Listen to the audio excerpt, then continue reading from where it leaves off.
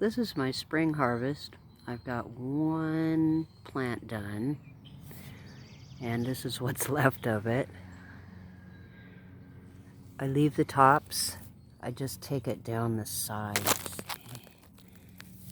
I take the bottom leaves and stalks.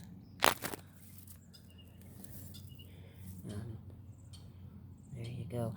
A lot of people, I guess, go for the big leaves. I like the compact ones. All of this is going to go in the dryer. When I find something like this with a yellow on it, I just drop it in the compost. Ta-da!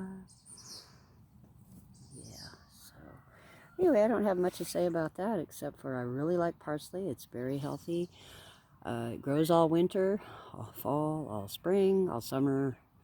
And it's really nice to have handy, and it's very nutritious.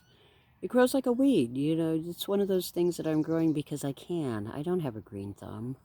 This stuff grows by itself. But anyway, you have a wonderful day.